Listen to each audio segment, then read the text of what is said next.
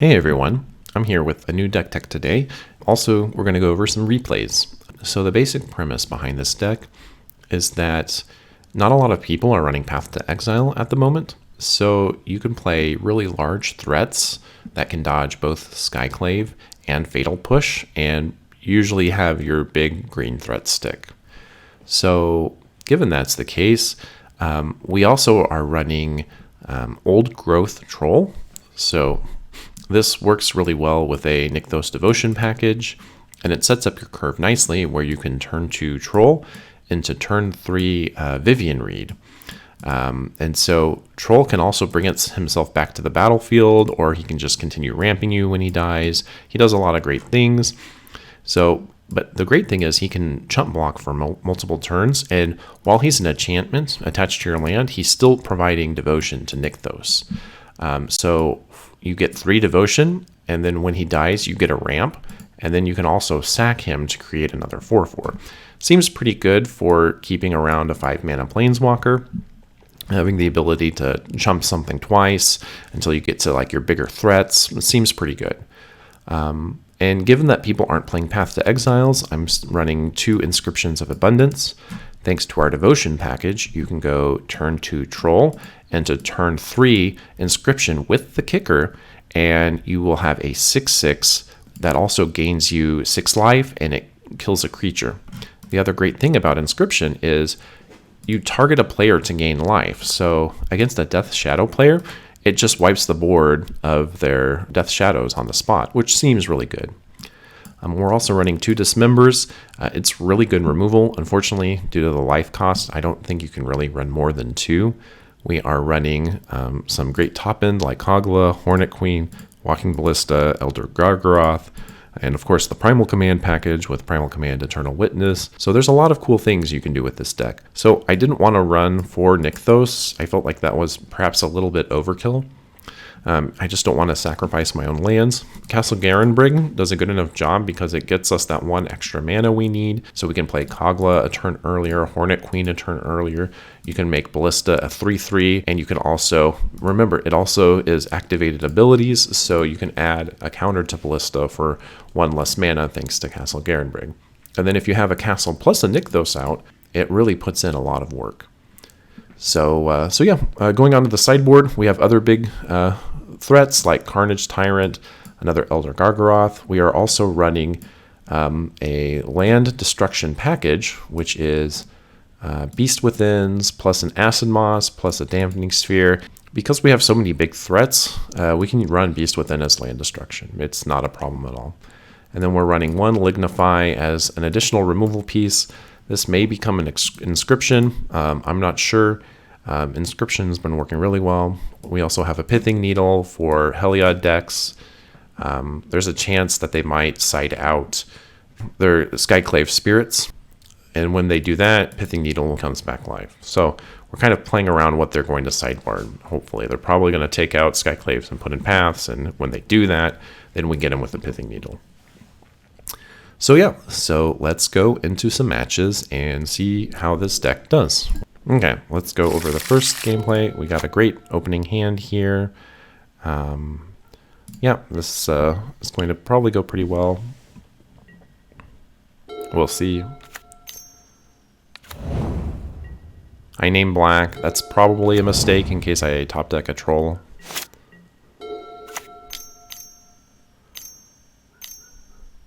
Okay. Yeah, so this looks like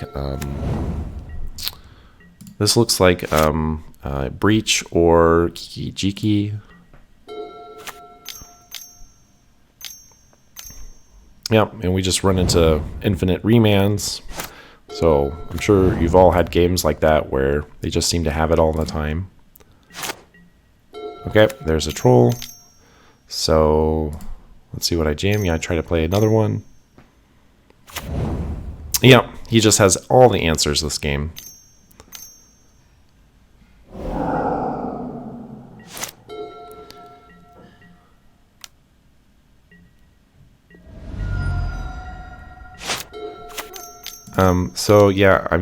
There's not much to talk about. I'm just trying to land a Visionary to try to get to a bigger threat. There's not much to talk about. He just has 3 remands, so there's not much you can do in that situation. Into the mana leak, of course.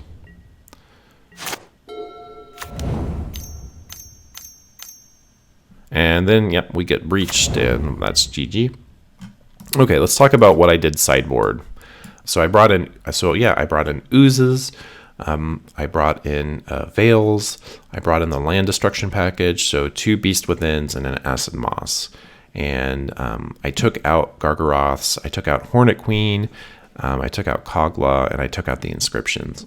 So now we're just a really sweet land destruction deck that's going to try to keep control off of their game plan. So yeah, I demole once. This hand looks really solid to keep. We can turn 2 Visionary, turn 3 Acid Moss. Yeah, it looks pretty good. I get rid of a Troll because I don't have Nykthos. And yeah, I keep naming black because I keep a Dismember. Well, actually, I think I kept black to try to make them think I had black cards, but I don't think it's ever worth it to do that. Yeah, I think I just need to keep naming green. Okay. That's fine. All right, now we're going to see if he has it. Okay, we're going to jam it. All right, let's see if we get the first remand or not. And it just resolves. So sometimes they don't have it. Okay.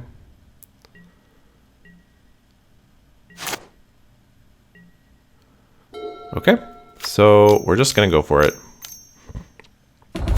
All right, and now we're just going to keep jamming stuff. And now we have a lot of board pressure. I'll have 2 turns, or I guess in 3 turns, I'll be able to ult Vivian Reed. So he's on a short clock.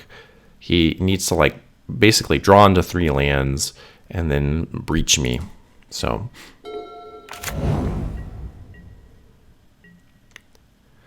yeah, and the other cool thing is now that Vivian Reed is stuck on the board here, there's not a lot of ways they have to remove it. And it generates so much absurd value, and it's also just a win condition in and of itself. These more control-based matchups, Vivian Reed just puts in so much work. She's one of my favorite planeswalkers, and I actually think she's in a pretty decent spot in the meta at the moment. But she's a little bit of like a build around. You need things like the trolls to like help keep her alive. Okay, and yeah, oh yeah. So now we just got Eternal Witness. Now we're going to test for any sort of removal, and then yeah, nope, he doesn't have them. He's gonna remand that. That's fine because I still have 4 mana. I can still nuke it. Yeah. So remand. Once I have this much mana, remand doesn't do anything. Okay. Yeah, this doesn't matter. So Prismari command. He dealt 2 damage. He created a treasure token. So this to me signals that he's trying to breach next turn. So I need to kill this. The great news is I can kill this with Vivian Reed.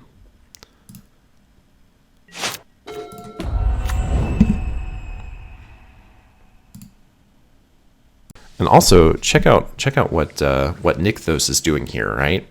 So most green devotion lists play Nykthos to just like kind of win on like turn 3 or 4 or whatever. They just have a bunch of dorks and then they Nykthos into like some huge threat. Whereas this list, we're just trying to grind. And now that it's late game and now that we have board advantage, Nykthos is generating absurd amounts of mana. And we also have a Vivian Reed that can find us like a high payoff threat, like a walking ballista. So the grind just makes it such a good win con. And so now I can just jam Ooze and I just eat his old graveyard. Yeah, so too easy. So yeah, so he has a tapped land. And now I just need to find something else. And I have a Vivian Reed for that. So we're going to try to search, see what we find. Find a troll. So, and now the other thing is, if he finds Emrakul on this board, I can still, I'm going to like mostly sack my lands. I can sack 5 lands and like an Eternal Witness, and I could still power Nykthos with Devotion and still live through and into the Breach. And if anything, he's probably going to sack I don't even know where you put Emrakul. Like, do you select like Vivian Reed, or do you try to destroy Vivian Reed? Do you go face? Like, are you just going to give me another draw? Because I'm going to win next turn. So like Breach can't even save him at this point. Yeah. So he's at 5. So like he has no win cons here. Oh yeah, and I could also just sack a troll and then just get it back the next turn.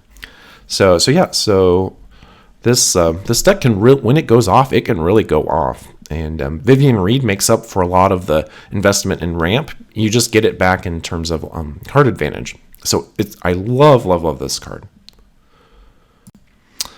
All right, let's go with game 3. So this is a great starting hand.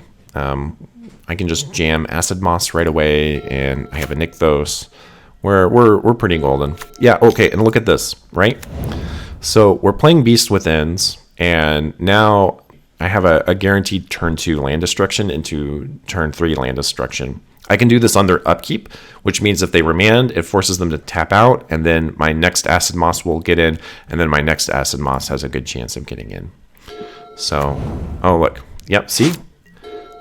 Now he's on like a single red source, and so he's just in really bad shape now.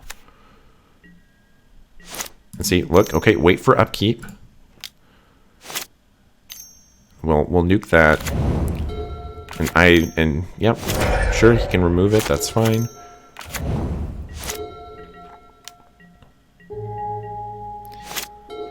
So now what we're gonna try to get through. And the Snapcasters, he doesn't have any mana, so he can't do anything. So he's just gonna try to go full beatdown. So I have a choice here. Now that he's making a full attack, it's going to be good to trade because a 3 damage clock is much less than a 5 damage clock. So we're gonna trade off here. It's fine. I don't really need the mana. And then yep. We're just gonna now look. He has no lands. I have a Primal Command. I have a Nykthos. There's not a lot he can do here. This is a colorless land, so he's stuck. He's absolutely stuck. And I don't care about this Beast Within too, because I can just go get absolutely anything I want. So yeah, and I don't even really care. Yeah, so I can flip Nissa, and then I'm just going to create a token, and now there's nothing he can do. Yep. So we're just gonna get back Primal Command.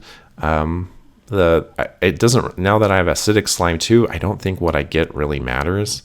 I probably would just get a Kogla, just so I can bounce Ewit indefinitely. I'm not sure what I got. Oh, I sideboarded out Kogla, so that wasn't an option, but I can get another Troll and just finish the game very quickly. Yeah, that's what I chose to do. So yeah, so I think the potential explosive threat of this deck really shows how good it is. The other thing too is, even though I'm only running 1 Eternal Witness, I think that's fine, because if I need additional value generation, I can just grab Nissa. So Nissa, I think, it helps counterbalance the fact that I'm only running 1 Eternal Witness main. Okay, here we are in match 2. Yep, so I decide to keep a 1 lander because I have like a lot of ramp, and then I can go Walking Ballista turn 2 if I need to. I lead with Utopia Sprawl. I really can't afford for my Arbor Elf to get nuked, so it's just safer that way. And actually, this was a mistake.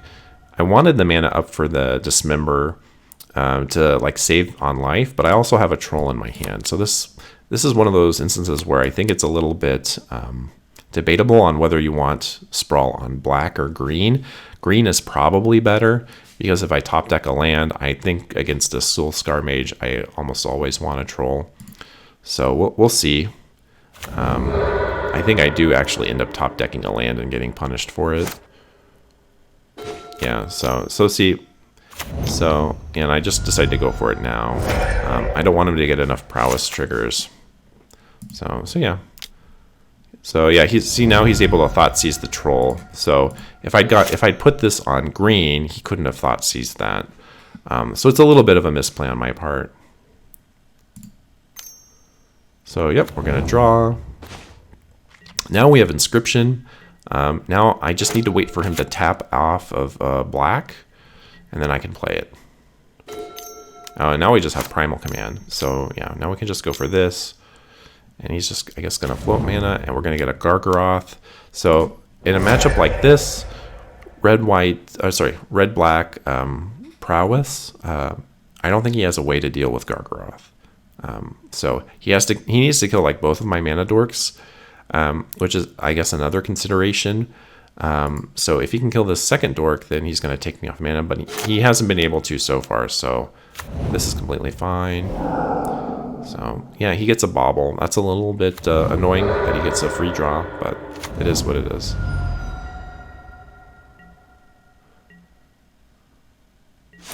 So that shock makes me think he has like a push, yeah.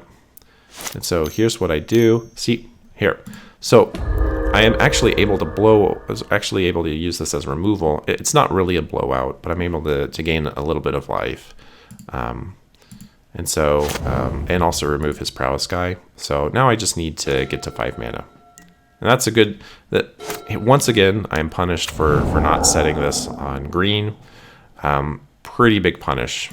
So the game goes, like this match would have just been so much easier if I had just put this on green, unfortunately. Yep.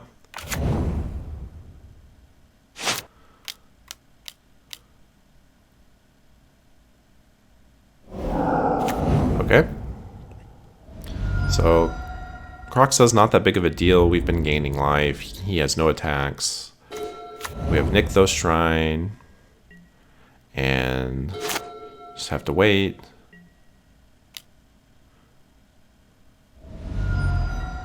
So I block.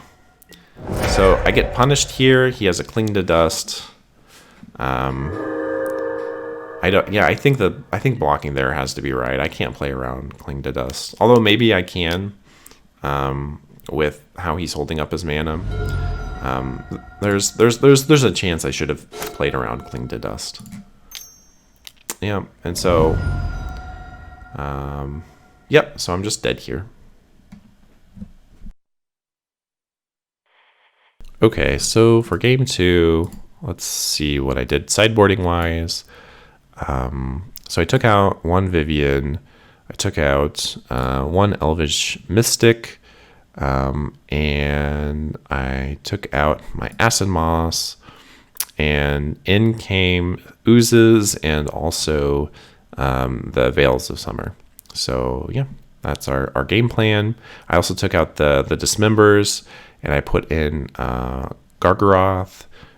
Oh, the Lignify. Yeah, I put in the Lignify. Oh, yeah, let's go. Okay, this is a fine keep.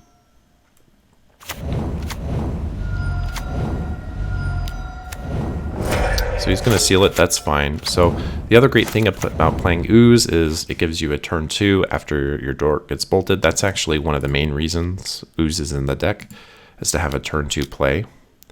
So like now I can potentially trade with this.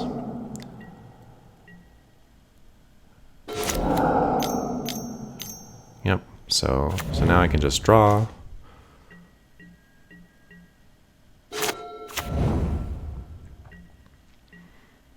Okay, so I have a choice here.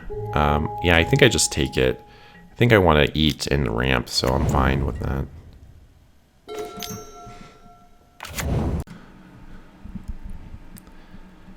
This Vanishing Verse has been a pretty annoying card to run into, but thankfully Veil also counters it, so that's at least nice. So I just exile a couple of things from the graveyard until it's gone.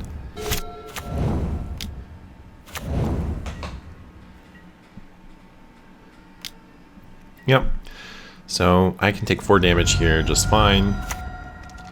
I can go into Gargaroth. Okay, so Crocs is coming in. I have to discard a card, so I discard the inscription. So now I have like lots of mana. I can go into a Gargaroth, and then I can go into Vivian Reed and just have lots of things to hold up. Yeah, so against this sort of black-red Prowess deck, I don't think they have a lot of ways to kill Gargaroth outside of Prowess triggers, and he doesn't have a lot. He doesn't even have enough in his graveyard at the moment, so I'll have a turn to start drawing a lot of cards. I'll be able to jam Vivian Reed behind it, and he can't get to either one of my big top end.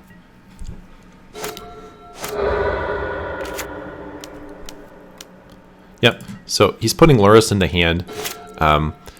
One of the great things about these sort of big green ramp decks is that you're able to outvalue Lurrus. Like, Lurrus value doesn't matter. Like, I'm going to be drawing cards with Gargaroth, putting him on a very fast clock. I'm going to be drawing cards with Vivian Reed. Like so what? You're going to get back, like what, a Croxa? Like what are you going to do now? I can outvalue their companion. It's really great. Yep, so we're just going to draw. Yep, Troll is a great draw. So the other great thing about this spot is Old Growth Troll is mana neutral. So you need Nykthos plus 2 other mana open to activate it, but anything that costs the amount of that has all devotion in its costs is free to play. So Troll is free to play. Eternal Witness costs 1.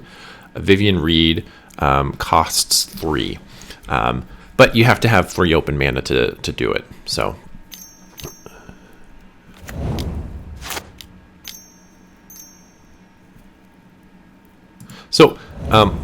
yeah, I decided to go here for a bit of a wider play to develop our board a little bit more. The other thing too is I like keeping Eternal Witness in hand for a bit to get back the exact 1 card I need. I could have jammed Eternal Witness here and also played Nissa and like my Old Growth Troll. I could have efficiently played it, but I want to be a little bit greedy here. Like this could get back a Gargaroth. It could get back a Vivian Reed if he makes me discard. So I want to keep this to make sure I'm getting the absolute best card back from my graveyard. And I'm not convinced it's Primal Command at the moment. Yeah, and so yeah, this is also an inevitability. So now look at the Nykthos, right? Nykthos here, so 3 is break even, so this is break even. So Nykthos is generating 1, 2, 3, 4, 5 mana on its own. So now I can Eternal Witness, Primal Command, and I'm getting close to being able to like casting whatever I get off of this, even if it's a big drop, right? Because Eternal Witness, this only costs 1 with Nykthos. So I'm about to just go off here really big. So I think this attack is to trigger a Fatal Push. That's my read. He needs the Revolt triggers. When you're sitting at this life, don't give your opponent the Revolt triggers. So I can eat 2 life. I'm fine eating 2 life. I will eat that. So, yep, so he has Lurrus. And my guess is this 1 mana is up for a Fatal Push. So that was a very big tell.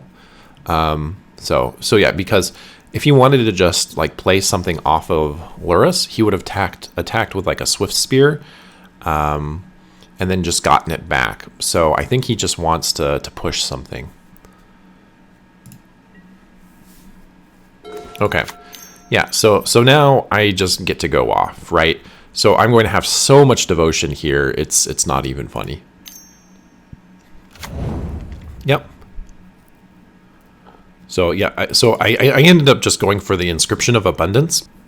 So I'm just going to nuke Lurrus, play this on my Elder Gargaroth. I get to gain 8 life, and kill a Lurrus, and then also I get to just trample him. So that just ends the game on the spot.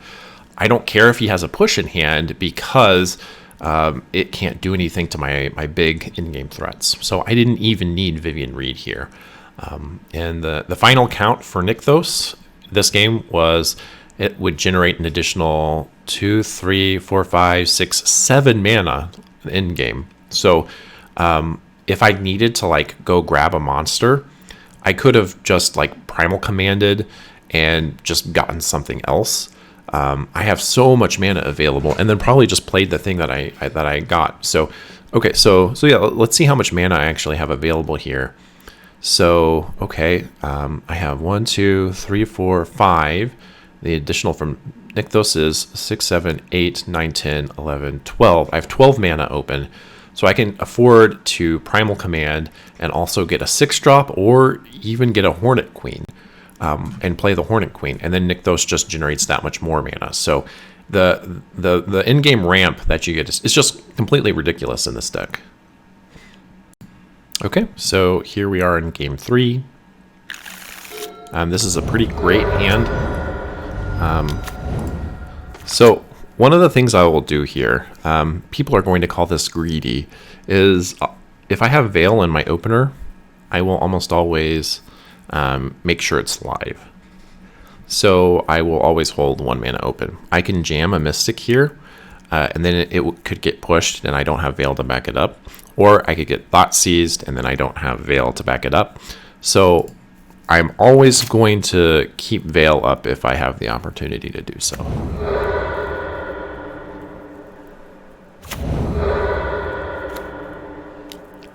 Okay, so yep, so see, I think this was a fine play here. It's a little bit greedy. I'm not developing the board fast, but otherwise he's just going to take it, and I'm not going to get the card advantage from it. So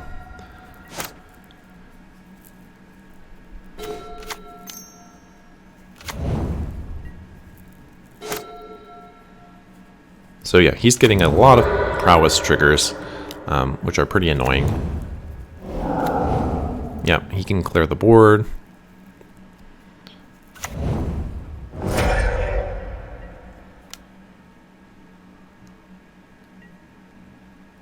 Okay, gonna take 3.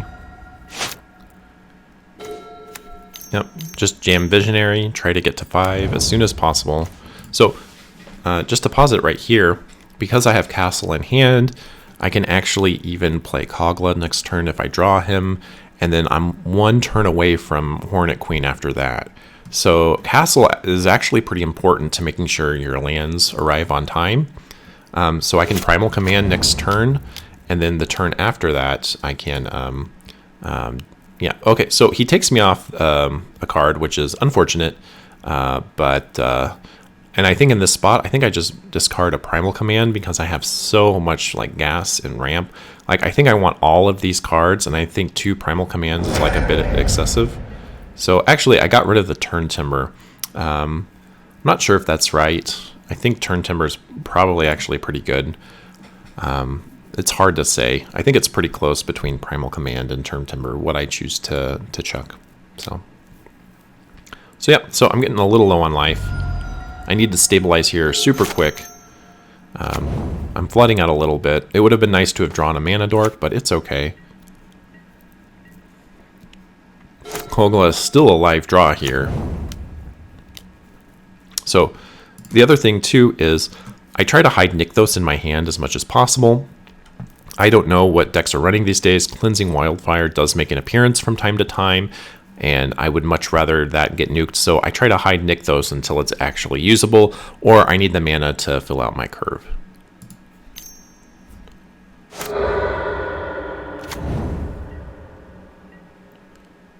Yep, so he's going to swing at me. I'm going to try to trade here. The trade goes through. Right, so now I just need, now that I have double Primal Command, I'm probably just going to gain 7, fetch a creature, and then next turn I can wipe his graveyard. So yeah, Primal Command really coming in clutch here. It's still a very important part of the deck to stabilize. Now I'm just going to get Hornet Queen, because I can play Hornet Queen next turn with my castle.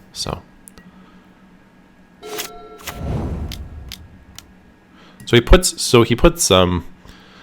Lurrus in the hand. So I have a little bit of a choice. The choice being, like, do I wipe his graveyard? Wiping his graveyard is very good here. Hornet Queen is also very good here. I can gain 7, wipe his graveyard, or I can just jam Hornet Queen. There's a chance I should have just jammed Hornet Queen here. I don't think that's what I did. So yeah, I think the right thing. Yeah, I think I misplayed there. I think fetching a creature was probably a bit greedy. He can kill me from this spot. So one of the cards in his hand is Luris. So he has like 2 draws for something. So a bit of a greedy play on my part. Okay, so in this spot, he has 1 Luris, 2 unknowns. The fact that he hasn't played anything gives me a read that he's probably sitting on removal. So, so just important to keep that in mind. And here comes Luris. So instead of bolts, thank goodness he was on removal. Okay, so yep, now I just jam Hornet Queen. Yep. Castle, putting in work, although I'm not really taking full advantage of it. So now I have an Inscription of Abundance. I only have 2 mana. I could fight something right now, but I'm going to try to get maximum value for it. So here comes Inquisition. Yep, he takes the Eternal Witness. That's fine. I'm really close to stabilizing. So I get to I have to sacrifice a creature. That's fine. I'm still outvaluing him. Okay, so he's going to swing 3 at me, and now this is very important. Very important. He chooses not to play anything from his graveyard this turn. So I currently have him on the exile card, the 2 mana exile card. So that's what I have him on, and that's what we're going to keep in mind as I play this. So I have to play this very, very carefully now, because he's telegraphing a blowout. So if he were to attack here, I think I definitely make the trade, because I know he's sitting on removal. So, but he didn't. Yeah, so he's playing 1 from his graveyard, holding up removal. Yep, so I need to draw something here. So, yeah, this is fine. I can just keep doing this. Okay, yeah. Yeah, he's just going to sit back. All right, so now we have a Veil. So almost all of his removal won't hit anything. I can start gaining life. Now, just look at how good this play is going to be. Yeah. So now I have a 4/4 Hornet Queen, and I gain 4 life. So yeah, that's fine though. So yeah, he swings here. I think I have to make the trade.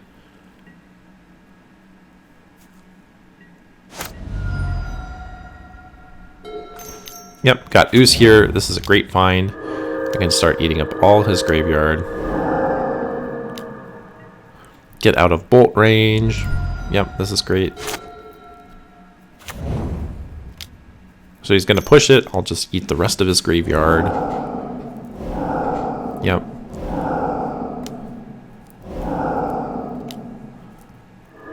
And I'll just gain 1 more life.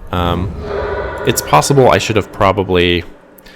Yeah, there's a couple other creatures I could have eaten from my graveyard.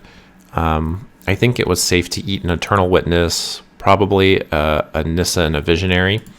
So I think I should have, instead of swinging with Arbor Elf, I maybe should have held that up. Okay, so now we're both in top decking mode.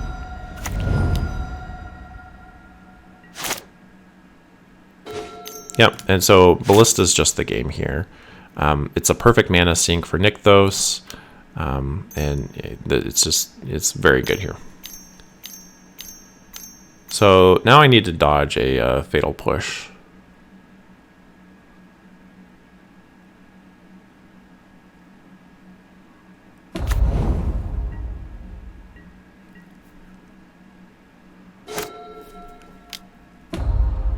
Yeah, he draws the push, that's fine.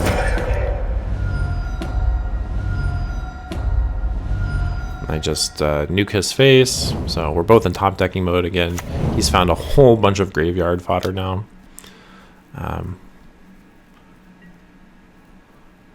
So it's pretty close. If he draws Croxy here, he's going to be in very good shape. If I draw my top end first, I'll be in really good shape. Yep.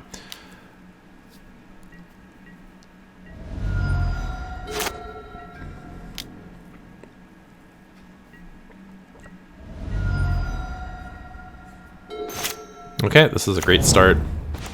And I'm just flooding out. I'll keep pushing for minimal amounts of damage.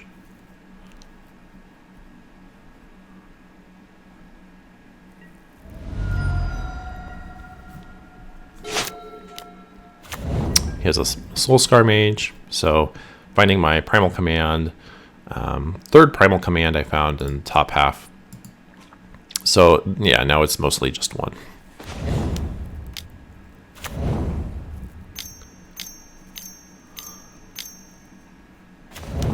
Yeah, now I just get a Nissa. Yeah, get a land, flip it, and I'll just keep drawing cards. Now I have a Veil up. Yeah. He can trade with a Witness if he wants, or yeah. So now now it's almost impossible to lose from here. I mean, and I just get Hornet Queen back. Oh yeah, sorry. One of the tricks I did was I shuffled my graveyard back into my library because my Witness was in the graveyard, and rebought Witness, and then I used Witness to get back a Primal Command. So I was basically reloading all of my gas into the deck. That's why I did that. Okay. So we have Hornet Queen.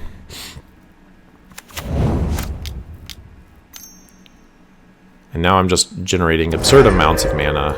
So yeah, so I was able to Inscription and kill that, and now I have a 3/3 flying Hornet Queen, which is kind of fun. It's actually really fun having a Hornet Queen like this. This comes up like another time or two.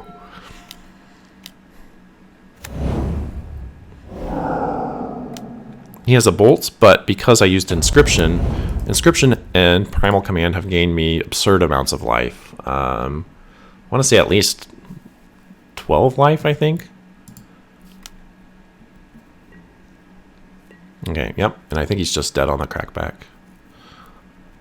So we're going to see what we draw. Yeah, we got a Turn Timber now. We're going to play this, see if we can hit something like Kogla, and like, yeah, we're going to hit Scavenging Ooze.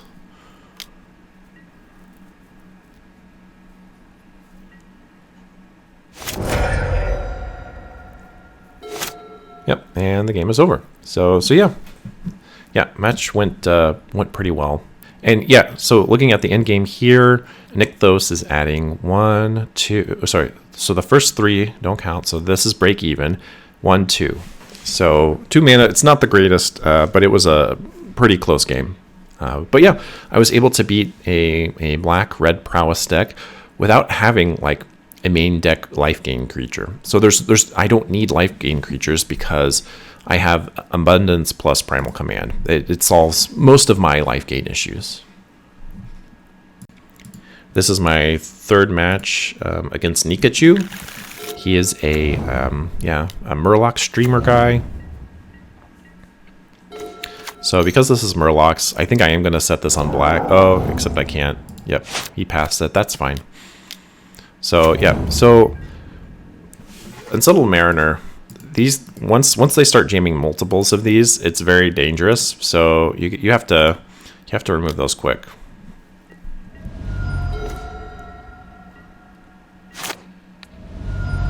So yeah, here I go to remove it. He counters it. He's gonna play a Lord. Yep, so I'm gonna go pretty low. That's fine. Now I just jam a Troll. Okay, so he doesn't have Island Walk yet, so now I can buy myself 5 life with my Troll. Okay, perfect. So now I'm getting super duper close to being able to Inscription for absurd value.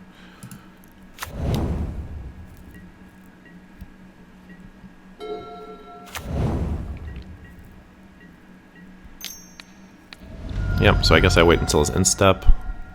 Yep. Okay, watch this. So I clear it, I gain 6 life, and now my 4/4 troll is now a 6/6, so it's competitive with like prime time now. And I'm sitting on another 1 in hand. So the next thing he plays is just going to die, and then I'm going to gain 8 life. Now watch this. So yep, kicker again, I gain 8 life. So look at this board. Like, I'm the beatdown deck now, right? I'm at 22 life, he's at 4 life. I have an 8/8 with trample. So this, I just Voltroned up against Murlocs, an absurdly strong troll. So yeah, so he doesn't have much counterplay here. Yeah, like Skyclave, sure, that saves him for a turn, and then, but I'm at 22 life. I have a lot of time to draw things. So now I'm just gonna flick things and start going. He can't play that because it's tapped. I can just walk in Ballista next turn, and there's nothing he can do about it. Sure, Spreading Seas is fine, but yeah, I have the game there. Yeah, so pretty clean, and the Inscription just paid off absurdly well. Gaining 14 life in a game from playing 2 of these is just crazy value. Okay, so this is a bit of a greedy keep on my part. I should have definitely mulliganed this.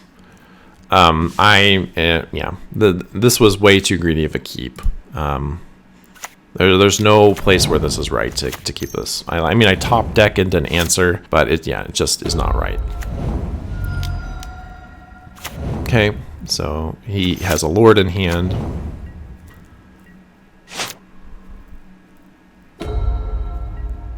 And now I'm like vulnerable to Spreading Seas. Like, there are just so many things wrong with this keep. And yeah, he's gonna Skyclave and eat, yeah.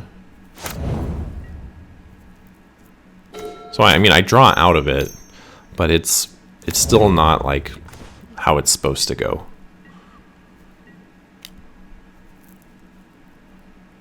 Yeah, so now he's going to just make a huge board state.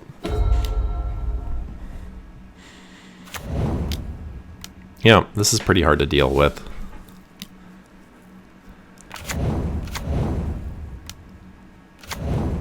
Yeah.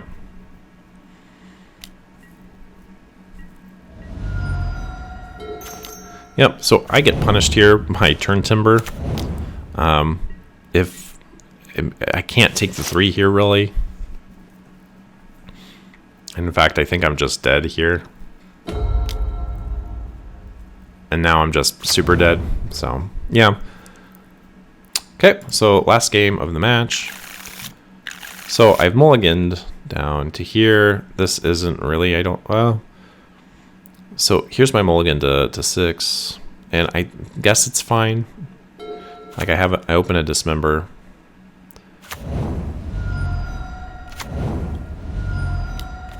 He has a Veil. So I could put a Ballista on 1.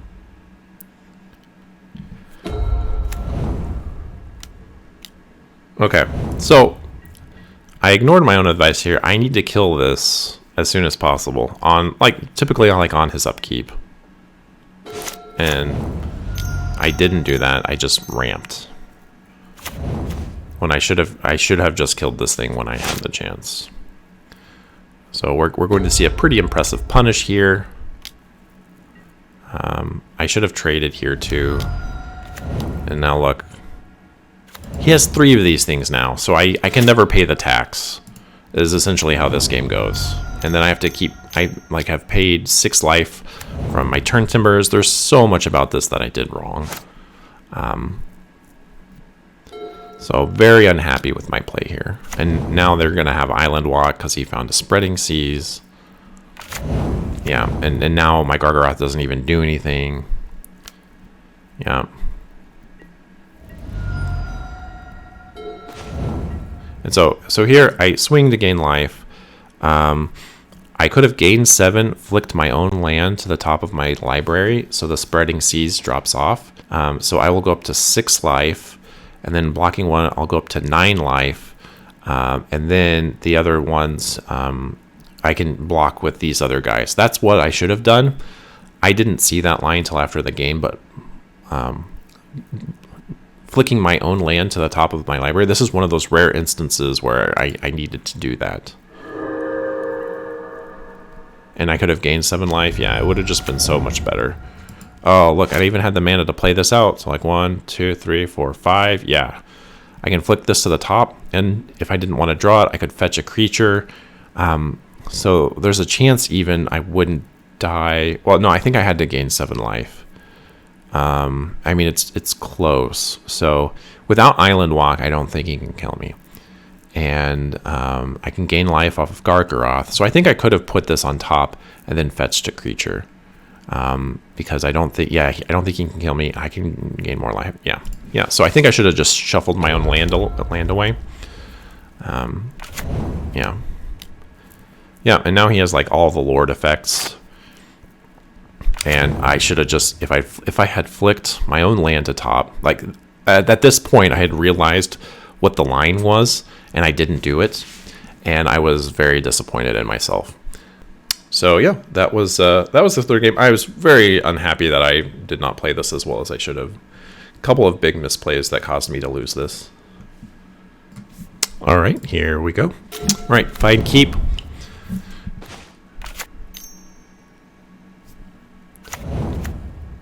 So yeah, so this is like a Yorin deck, so I'm expecting that this could be like any variety of things, like 4-color Omnath. Okay, so I think I misplay here. So I just go super wide. I think it's fine in this position to check for a counter spell and just try to jam in Acid Moss and kill his breeding pool. I think getting him off a land is probably a great thing. I think, in this sort of matchup, with like this very dirtily deck, I think taking them off lands is probably better. Against like Esper Control, I think I want to be wide like this, so I can pressure any Planeswalkers. But if this is like a dirtily like 5-color like Bring Delight deck, I think I just want to keep taking them off as many lands as I can. But my clock here is pretty quick. So yeah. Yep, so this is obviously Bring Delight. And so, yep, he has the Supreme Verdict. It may not be worth playing around. He can't run that many of it.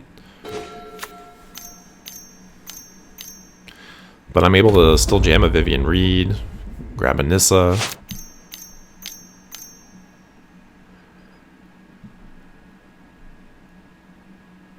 He has an Omnath.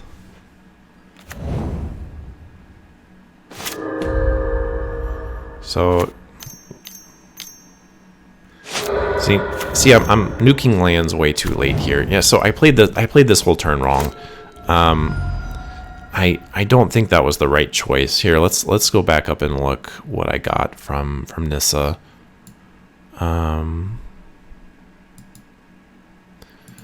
So it doesn't show me what I revealed, but I believe I had some other options. I don't think jamming a Mystic here was good. And jamming like Acid Moss and then just playing a Mystic here was good. I think I just gotta fight for the board now. So I have 5, 6, 7. I could have just played a Hornet Queen here instead of trying to mess around with his lands. I think that's what I should have done. I think that gives me like a pretty good chance to win. So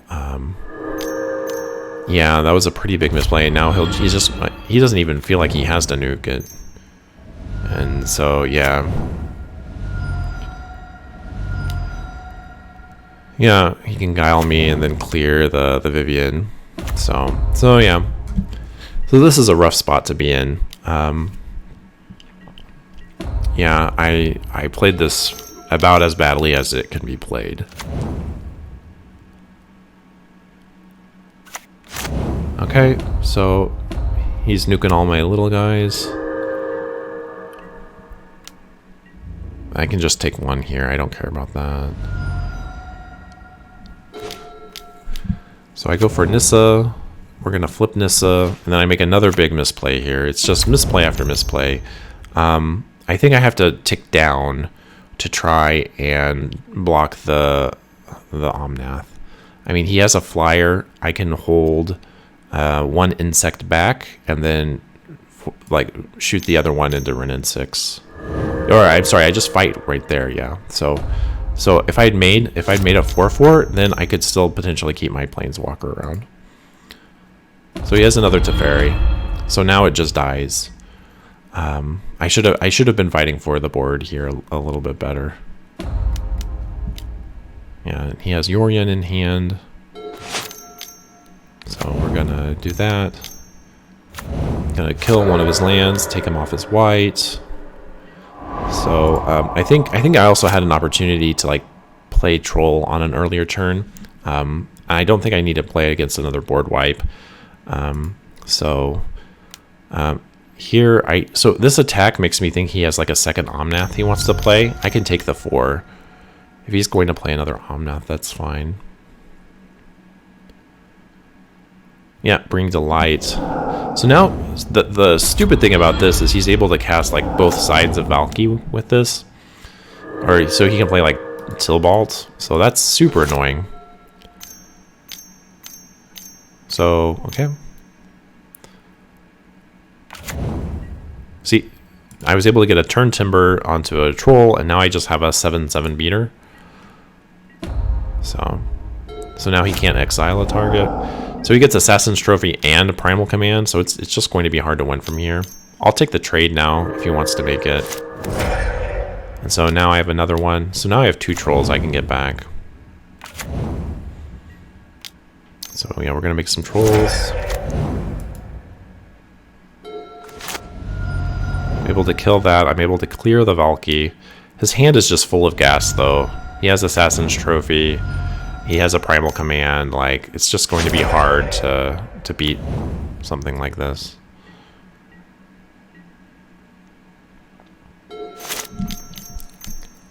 Yep, he has another one.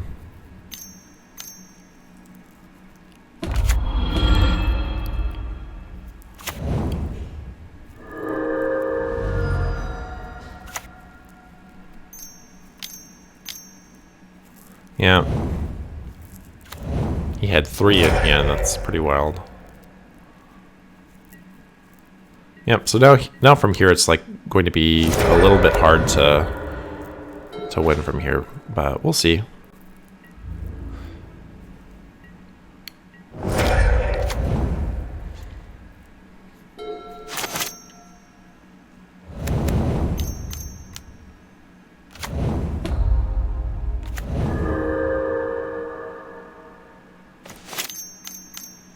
I targeted the wrong land there. I meant to do the Temple Garden, so we couldn't play Yorion.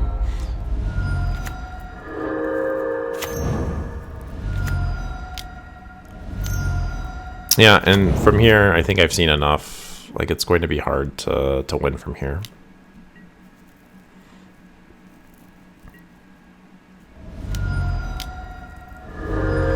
Yeah. Okay. Okay, so let's look at the sideboard. So I cited in all of my land destruction. So my 1 Acid Moss, my 2 Beast Withins, and I took out an Acidic Slime. I think I wanted my land destruction to just be a little bit lower on the curve. I think that was a mistake. I think I cited it back in the last match, if there is one, of course. But yeah. So I think the plan here is to just try to take them off of lands as much as possible because they have a greedy mana base. So let's go. Okay, this is a fine starting hand.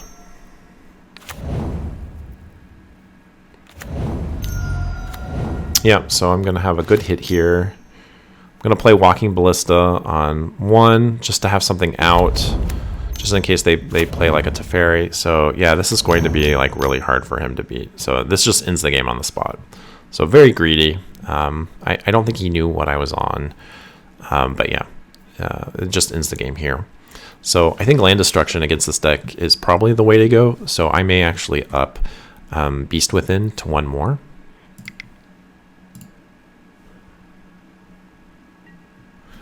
All right, so the last game, here we go.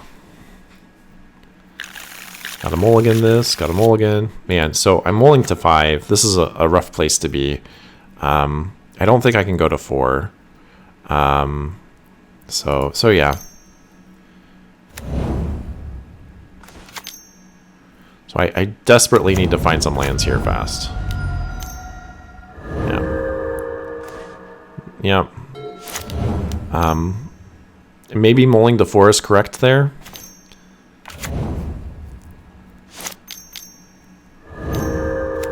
So one of the problems, I think, so I'm running 11 dorks and 21 lands. It would be nice to up each of those by 1 to make sure I just always had a good opening draw. But it's hard to yeah. So a 1 land, he plays Bring to Light. That's just going to be the end of the game. And this is just going to happen to you sometimes if you're trying to cut corners a little bit on your dorks to fit in all your gas.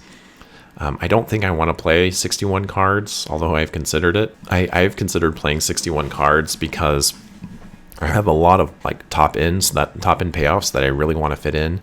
And I also need a certain number of dorks to draw into in my starting hand. But yeah, it's a little bit disappointing the hand went this way. With a little bit of a faster start, I think I could have done better. But it's okay. I misplayed the game 1 really bad, so that was on me. Okay, this is the final match. Yep, so I mull 1. This is a fine opening hand. So it looks like they're on Lumamancer, the new red-white Prowess deck. It's a little bit of a weird bobble there. I almost feel like you want to save that for the next turn, unless you have like literally absolutely nothing to do next turn. Because yeah, you're giving up on a Prowess trigger. I found that to be a little weird, but I guess it could be justified. It's a weird crash through. Yeah, so okay. So he's gonna smack me for 7 here. So, but that's okay because I'm going to be able to play a Sprawl, play a Visionary, and then Primal Command, and then Inscription, whatever I need to. So yeah, I'm on double black now. So if I draw a Dismember, I can play it without taking any life loss. So this is completely fine here. So I'll take the trade. Yeah, I don't really need the mana at this point. I can get up to 6 mana. And now I'm up to like 7 mana. So yeah, I just get a Gargaroth. I don't think there's much he can do here. And then I can Inscription it too. So yeah, so playing a Gargaroth and then an Inscription on it, I don't think there's anything he can do from here. I'm just going to gain 8 life. So like, look, he has like so much gas. He's in an unwinnable place. Or I guess he had double strike, so I missed that. So yeah, I had another Primal Command, so I gained the life off of that. Yeah, so for that Primal Command mode, I think I gained 7, put a card on top of his library to just buy me an extra turn. It's like a little bit better than Time Walk. It's Time Walk with life gain.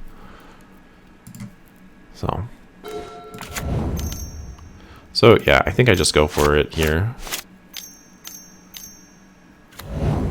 Yep, and I don't think he can kill it now. Yep, Manamorphose. Yep, and then that's GG. So I was able to Primal Command for twice, gained 14 life. I have an additional 18 life gain sitting in my hand between these 2 cards, which is just insane. So yeah, so I don't really even feel like I need to sideboard like a life gain creature. Like why would I put in like a Baloth or like a Thragtusk? Like that's less life gain than I have in my starting deck. So okay, so here we are, game 2. Yeah, so here's the keep. That's pretty fine. I have an Arbor Elf into an Ooze.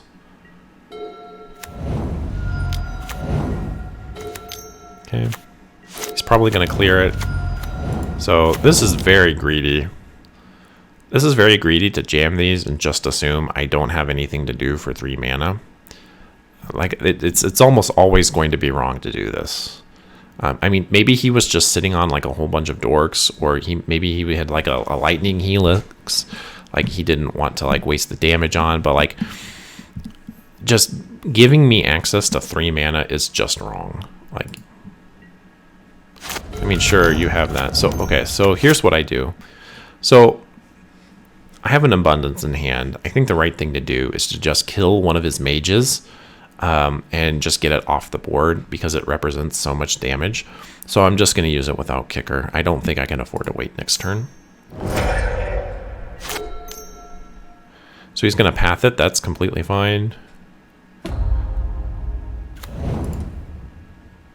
And actually, with that path, he just gave me access to Hornet Queen on turn 3. So that worked out pretty good.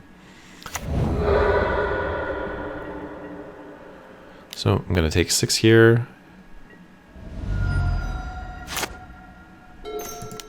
Yep, so just jam Hornet Queen here on turn 3. Seems pretty good.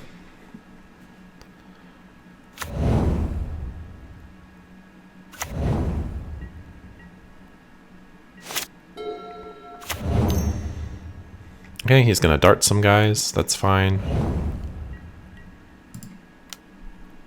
So I have a decision to make here. I can block with the Hornet Queen or the little insects. I think it was probably better to block with the insects. I kind of wanted to save myself 1 life in case he had a crash through. But he has Lava Dart and Graveyards, so it's a lot harder for him to clear a Hornet Queen. So I think this was wrong here. So yeah, so he decides to go for like the Indestructible, which is completely fine by me. So yeah, so now we're just able to start ramping some more. Now I'm sitting on 2 insects. I have a Turn Timber for next turn. Lumimancer doesn't really scare me unless he has a crash through.